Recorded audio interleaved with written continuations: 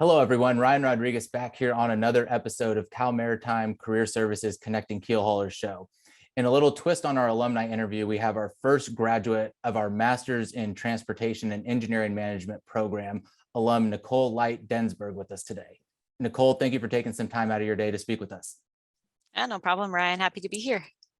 Nicole is a graduate of the University of Oklahoma with her Bachelor of Science in Meteorology, and she currently works at the California Air Resources Board as a staff air pollution specialist. Before that, Nicole worked at Weather News Incorporated after her graduation from OU. So with that introduction, Nicole, we'll dive into the questions. First one is, what factors played a role in you deciding to pursue your master's here at Cal Maritime? And how did you choose your focus within our master's program? And then also, how did you juggle work and school at the same time? Yeah, great questions. So I think as far as why did I want to get my master's, my mother was really a big proponent of sort of me pursuing my master's, and she was really big into it. She got her master's, and she was always on me. Keep going, get more education. Especially, it's just my husband and I. We don't have children at this point, so she's like, do it now while you have the chance. Especially because work would help pay for it. And so what I wanted is a program that really fit my interests in maritime and in transportation. And the work that I do at the California Air Resources Board, it's very transportation heavy. I'm in the transportation and toxics division. So, work was really supportive of a program that really helped deepen essentially our knowledge across the board of transportation. What I really looked for, and it's hard to find, Cal Maritime graduate program is pretty unique. I was really looking for a program that was online, which, it's hard to find a good reputable program online, and especially one in transportation.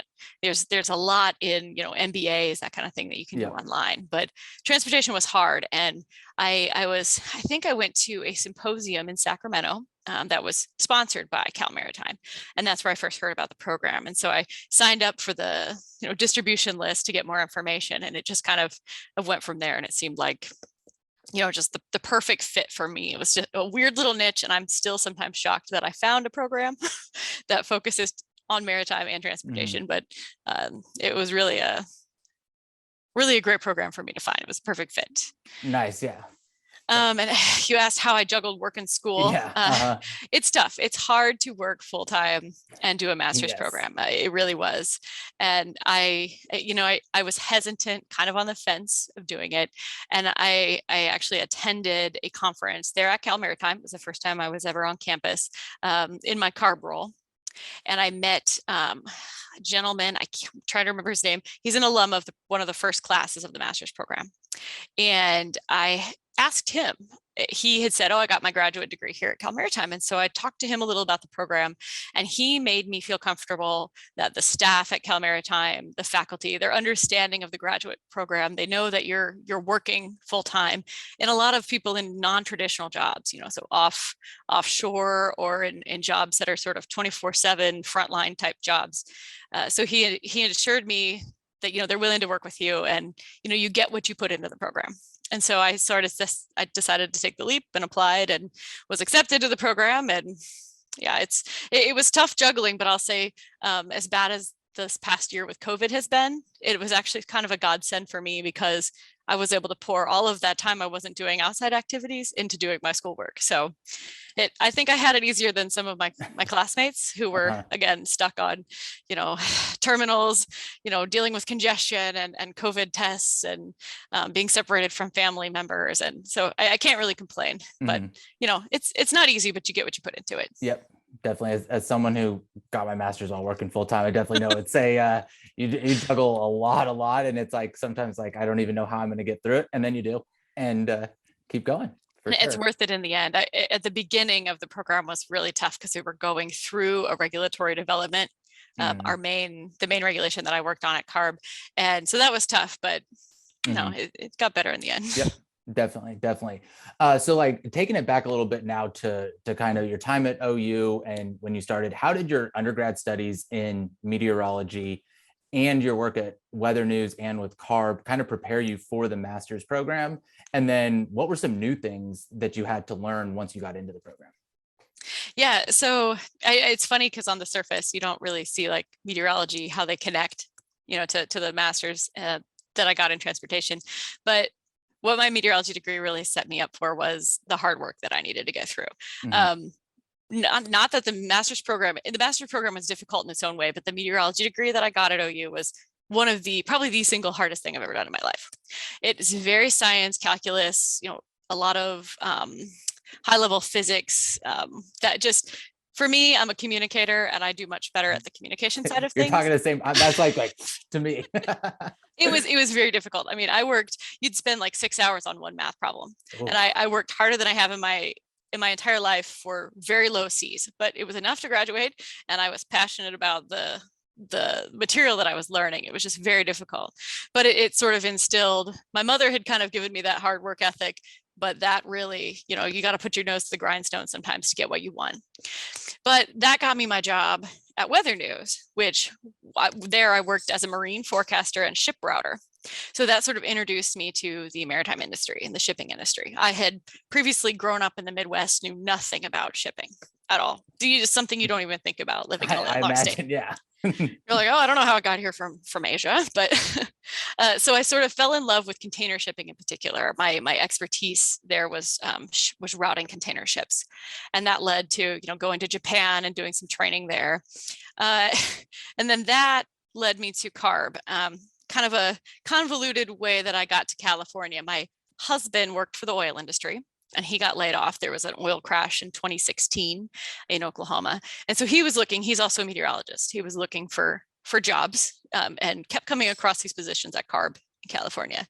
And he found the role that I have at CARB, which is in the marine strategy section. We do regulations for ocean going vessels. And he said, oh, you should apply to this. This is a perfect fit for you. I was looking to kind of leave Weather News. It was a great job, but they have kind of a glass ceiling.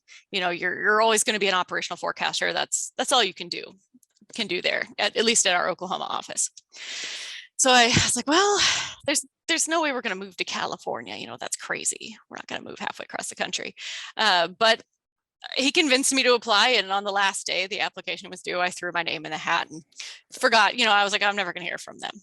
Well, I did hear from them, and the interviews and everything went well, and we ended up moving out here to California. So kind of a weird way to get here, but I think one of the biggest things that really helped me get where I am today is my communication skills.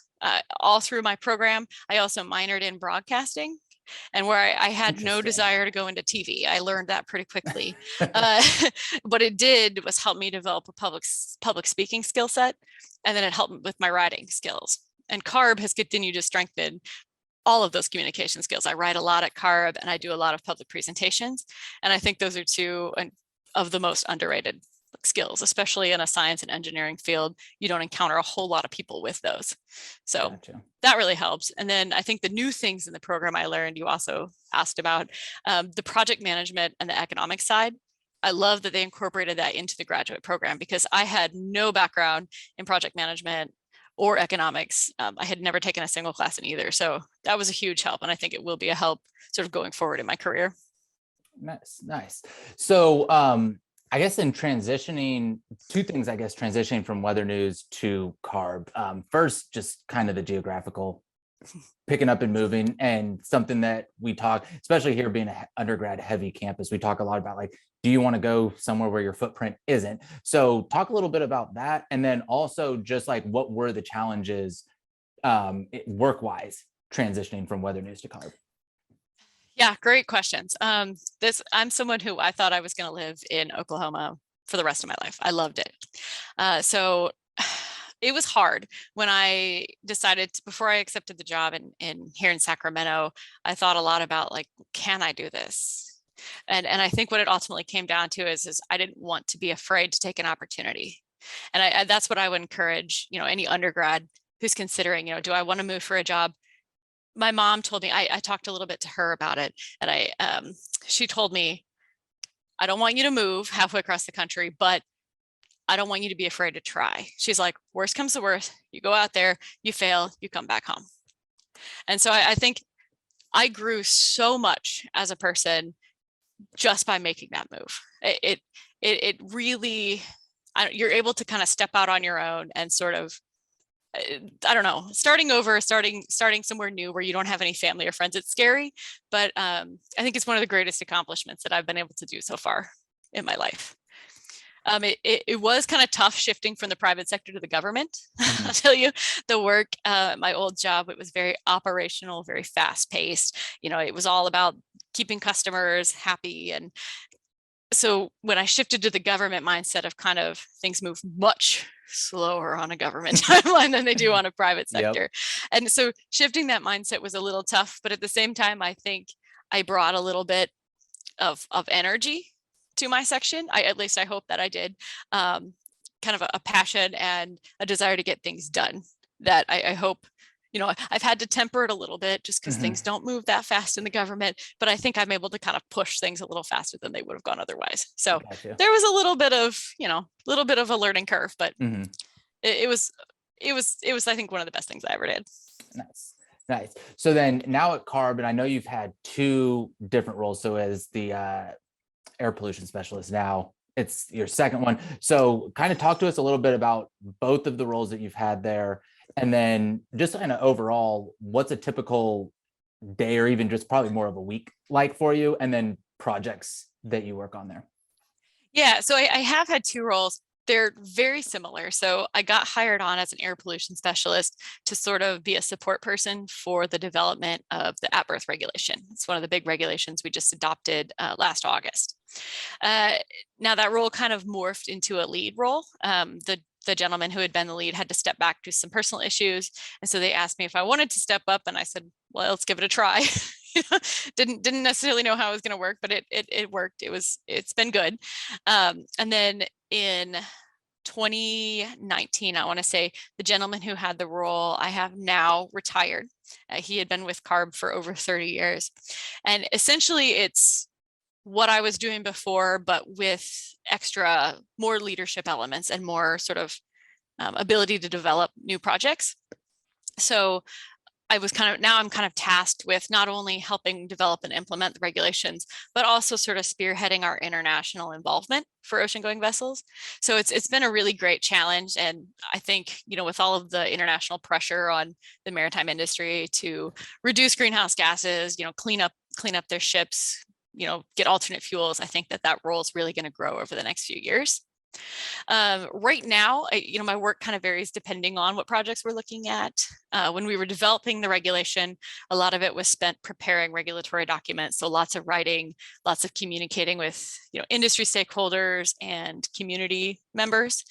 Now that we've sort of moved into the implementation portion of the regulation, I spend a lot of time, talking back and forth with industry, letting them know, here's what deadlines are coming up, clarifying parts of the regulation.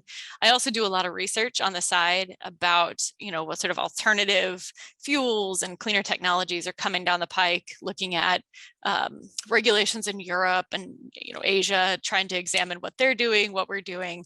So it just depends on the week. And, a lot of times there'll be projects come from, if the governor decides to do something, like all of the supply chain issues that are ongoing right now. Yep. If he decides to put in he passes a declaration saying no ships have to plug into shore power because there's grid, demand issues, then we have to start responding to that. And so sometimes it depends on the politics side of what kind of, is happening on that front about what my day looks like. Got you. So then with that in mind, like, what are some of the most relevant skills, whether that be, or it can be either or, technical or transferable skills that you use in your current role? And then also just what have been the most relevant skills since you graduated from OU and working all the way through up till now? Yeah, I've talked a little bit about this, but I would say writing and communication skills. I cannot stress how beneficial. I like to talk. So it's been easy for me to sort of step into the public speaking. I know it's a little harder for people who, they're not as big a fan of talking. But getting that broadcasting degree or minor, taking a public speaking class was huge. I mean, just kind of trying to get comfortable to speak or present, jumping on those opportunities. Like I mentioned, there's a lot of people in the science and engineering fields that, in transportation fields, that are really great at the technical stuff. There's a ton of people out there who are way more brilliant than I am as far as the technical details go. But it's hard to find effective communicators.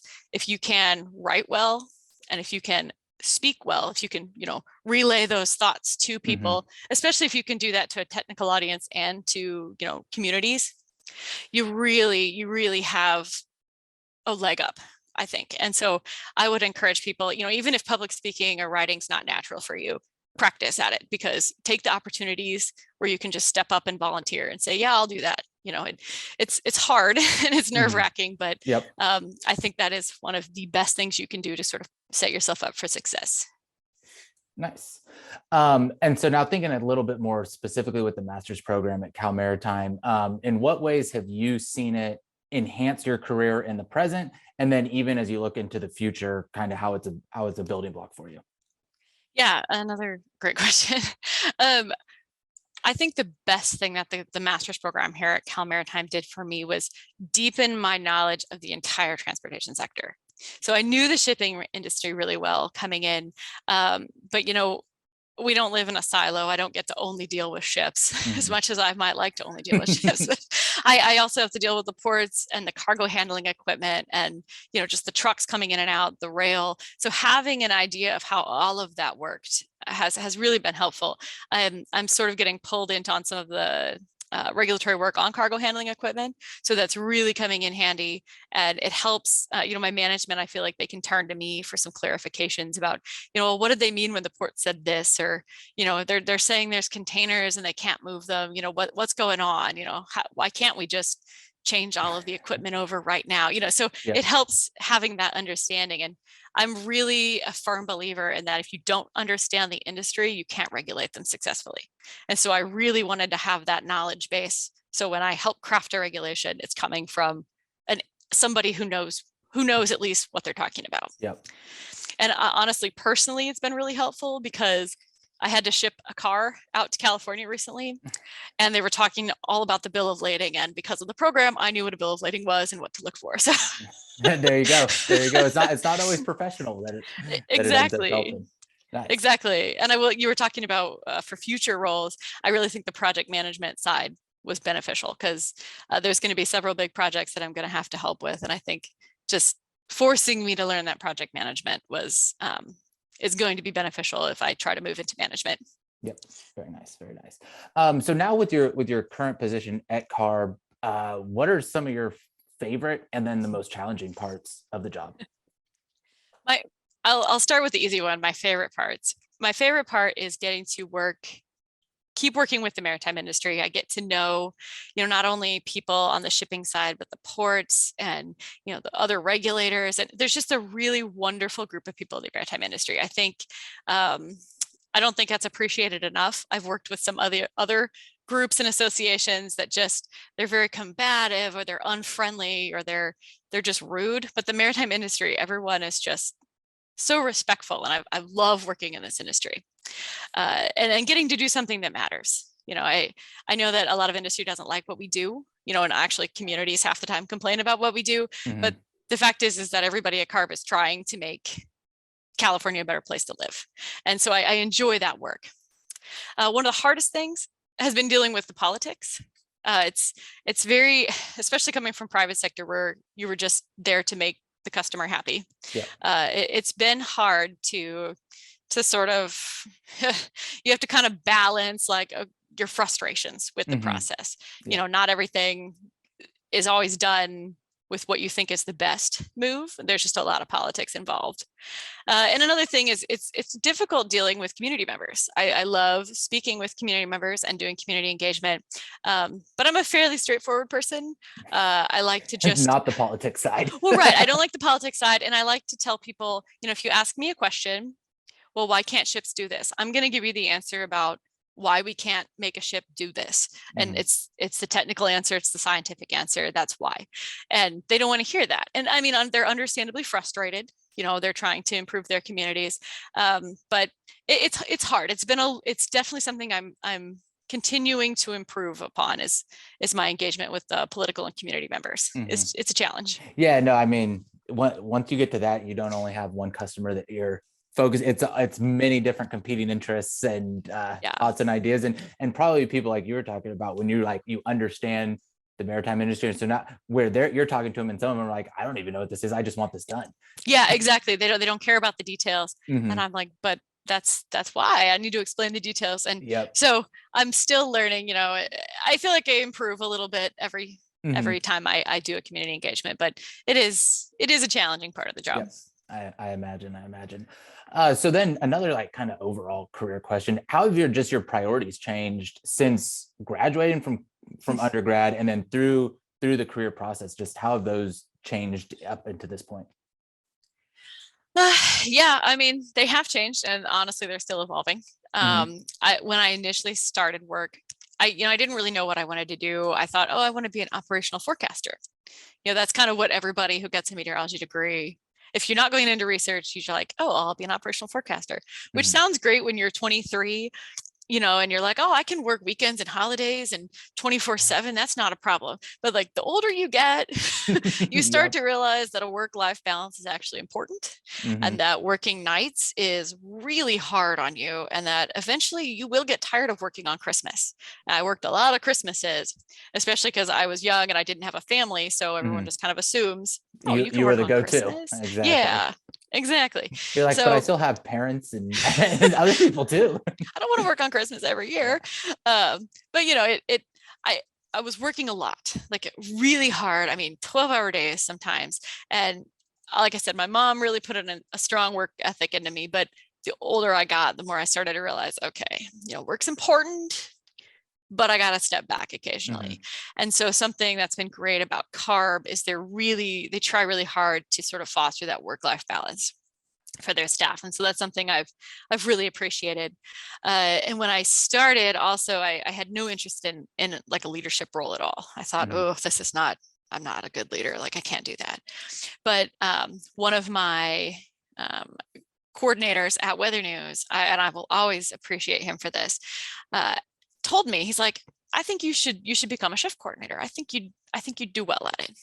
I said, well, I don't know, but I guess I'll try. And there were a lot of people that doubted. You know, there were a lot of people that felt the same way that I did, that I couldn't do it.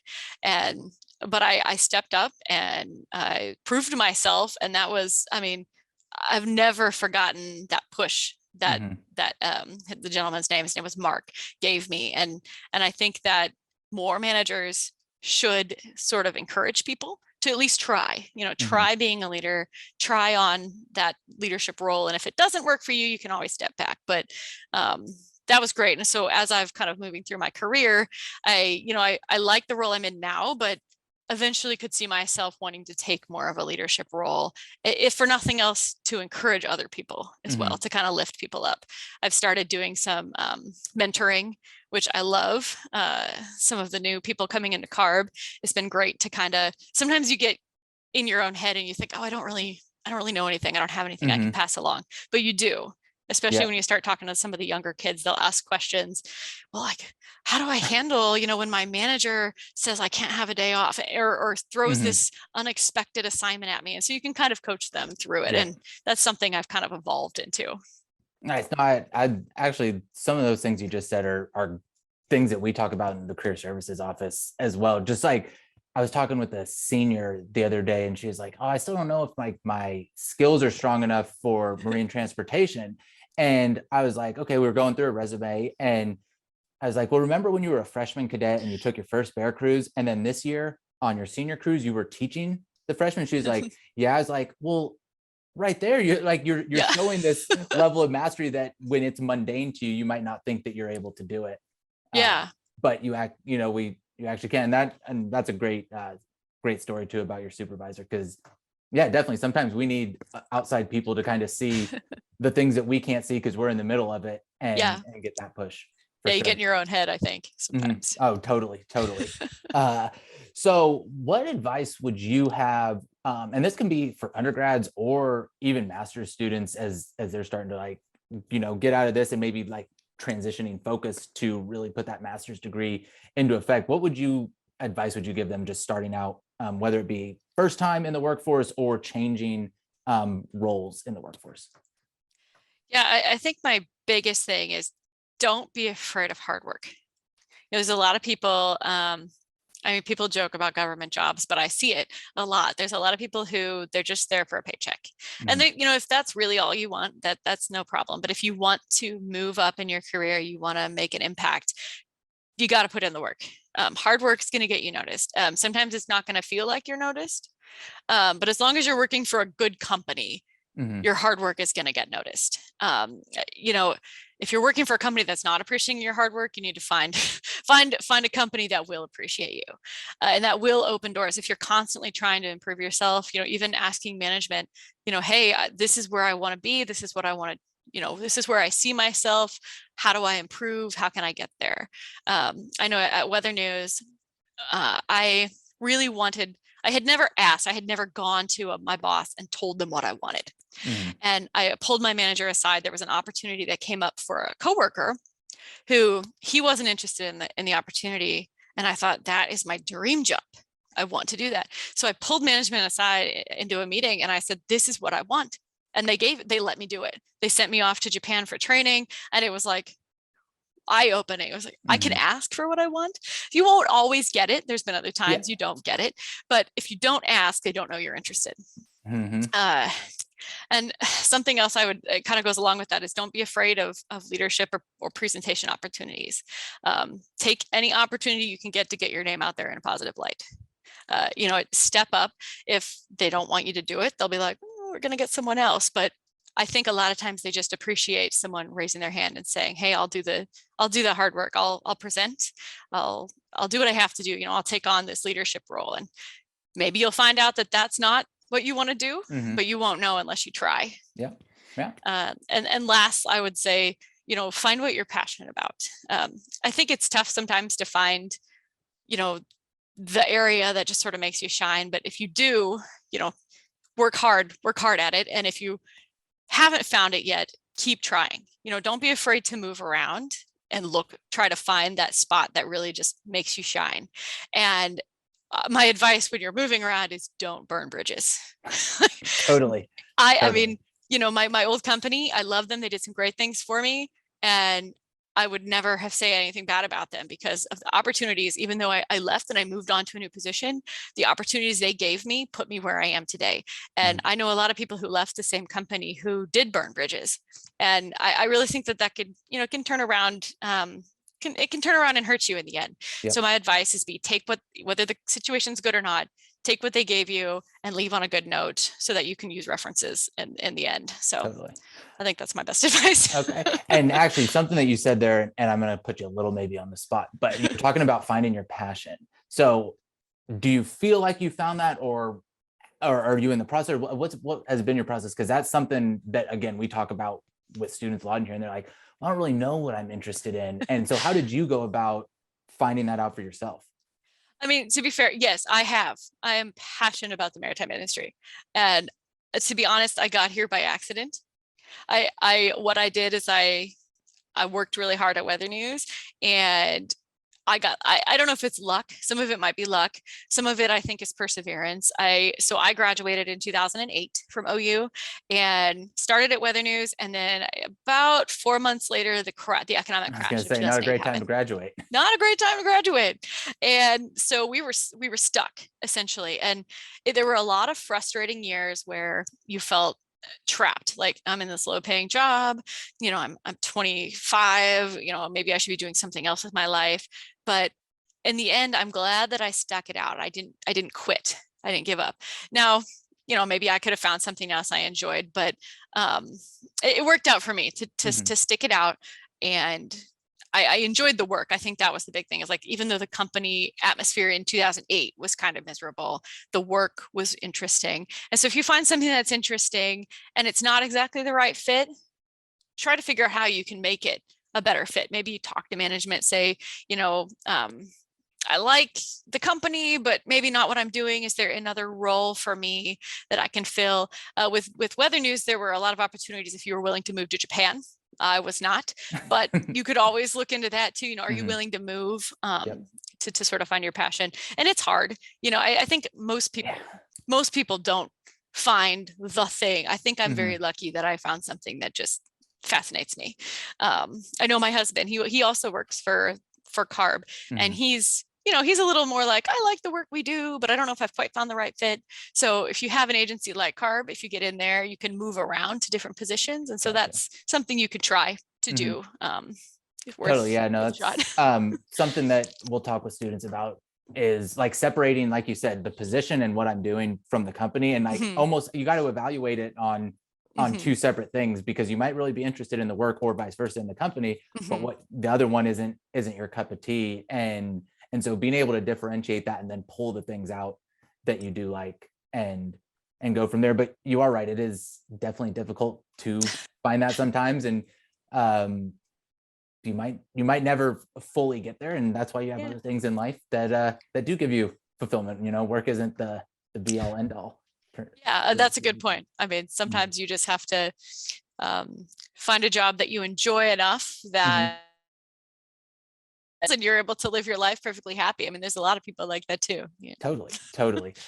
So that's all I have. Any other closing thoughts from you at all? No, I mean, just that I'm really grateful to Cal Maritime for having a program like this that really caters to people who, can't be on campus full time for a degree. It giving people in the maritime industry. I met some amazing people, and I'll say I was worried when I started the program that I was going to be sort of the odd man out, not having a maritime transportation background, not being from California. But I met so many people. I mean, we had people in our master's class from all over the country. And it just the breadth of knowledge that people have. Some people didn't have any maritime experience at all. So I would encourage anyone who's thinking about the master's program to sort of don't be afraid, just because, if you're outside of the maritime sector, but you're really interested in it, just do the program, because it's 100% worth it. Yeah, no, it's sometimes the beauty of master's programs is you don't even need the formal training. I actually got my master's in counseling, and I got my undergrad in history, and had never taken a psychology class or anything, kind of like you with the project management and stuff. And econ. But you're interested in something, and you go for it. And like you said, you put the hard work in and you do that. A lot of times you're going to get, if not everything you wanted out of it, you're going to get a lot of good things for sure. I completely agree. I had no background in transportation before I started at CARB, and it's amazing what you can learn when you put your mind to it. No doubt. Well, Nicole, thank you so much for taking some time out of your day. You're the inaugural master's alum in this. We've had about I think 11 or 12 from the undergrad program. So you're the first foray into this one. Anybody, if you wanted to contact Nicole, you can reach out to her on LinkedIn or via her email, which she says is the best one. It's nicole.r.light@gmail.com, and I'll link that all in kind of the notes and everything. So, but again, Nicole, thank you so much for taking some time out of your day. Yeah, happy to. Thanks, Ryan.